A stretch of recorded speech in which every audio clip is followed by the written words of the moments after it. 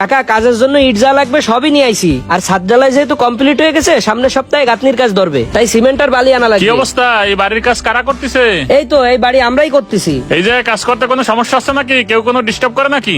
না কাকা, আমরা তো কয়েকদিন ধরে এই জায়গায় কাজ করাচ্ছি, কাজ ভালোই চলতেছে, কেউ কোনো ডিস্টার্ব করে নাই। তা তোমরা কি এলাকায় নতুন নাকি? আগে পরে তো দেখি নাই। জি কাকা, আমরা এলাকায় নতুন, আমাকে এই জমি অনেক আগেই কেনা, এখন রাস্তাঘাট কমপ্লিট হয়েছে তাই বাড়ির কাজ করতেছি। হ্যাঁ, আমাদের এলাকা তো অনেক উন্নত হয়ে গেছে, বাইরের অনেক লোক নতুন নতুন আইসা বাড়িঘর করতেছে, কিন্তু আমাদের এলাকায় কিছু অসৎ লোকজন আছে, এরা অনেক জায়গায় চাঁদাবাজি করে, এদের কারণে এলাকার বদনাম হচ্ছে। তাই এলাকায় নতুন যারা আসে তাদের একটু খোঁজ খবর নি, কারণ এলাকার যত সালিশ বিচার সেগুলো তো আমিই করি। আমরা এলাকার বাইরে থেকে এসে এই জায়গা বাড়ি করতেছি, আপনাদের মতো লোক যদি একটু আমাদের পাশে থাকে, একটু দেখাশোনা করে, তাইলে তো আমাকে কোনো আর টেনশনই নাই। হ্যাঁ, আমি আছি, কোনো টেনশন নাই। ঝামেলা করবো কোন হালার ফলায়, পাড়াই মেরে ফেলাবো না। ঠিক আছে ভাই, যদি কোনো সমস্যা হয় তাহলে আমি আপনাকেই জানাবো না। ওই যে কালবাড়ের এই পারে আমার বাসা, বাসার সামনে আমার অফিসও আছে, কোনো সমস্যা হলে আইসে খান কাকার বাড়ি কোনটা কইলি রেহাই দেবে আনি। ঠিক আছে কাকা, তাইলে আমি আসি এখন। আসসালামু আলাইকুম। ওয়ালাইকুম আসসালাম। দেখছেন এই লোকটা কিন্তু অনেক ভালো, তাহলে বালি আর সিমেন্ট যা লাগবে মিস্ত্রি যেভাবে হিসাব দিছে ওইভাবে আনায়েন। ঠিক আছে, বালিয়া সিমেন্ট আমি এখনই পাঠাই দিচ্ছি। আমাকে মঞ্জু কাকার বাড়ির পেছনে যে বাড়ি করতেছে দেখছিস, ওই মালের কিন্তু ভালোই টাকা পয়সা আছে। তাই তো দেখলাম, কয়দিন কাজ শুরু করে সাট্টালাই দেওয়া কমপ্লিট। এই জন্য ভাই কইছে ওর কাছে তো একটা ভালো দান মারতি। তাহলে ভাই এই জায়গাটা বসে রয়েছেন কেন? ভাই যেহেতু অনুমতি দিয়েছে তাহলে তাড়াতাড়ি চলেন। আচ্ছা চল, তাড়াতাড়ি আয়। ইট গুলো এমন ভাবে রাইছে তো পড়ে এ যাবে। ভাই এদিকে আসো। কি হয়েছে ভাই? এই যে বাড়ির কাজ হচ্ছে, এই বাড়ি কাগে তোমাকে? হ্যাঁ, এই বাড়ি তো আমরাই করতেছি।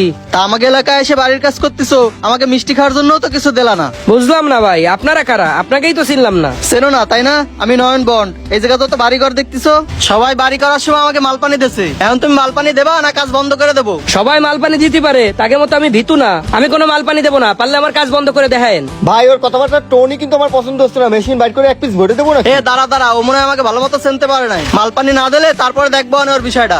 শোন, ভাই নিষেধ করছে, এই জন্য তোরা এখন কিছু কইলাম না। এক সপ্তাহের ভিতরে 1 লাখ রেডি রাখবি, নাহলে তোর কাজ বন্ধ করে দেবো, তোরও উপরে পাঠাই দেবো। লাস্ট ওয়ার্নিং দিলাম। ভাই চলেন, ও যদি টাকা পয়সা না দেয় পরে ওরে দেখবো আনি। হয় চল।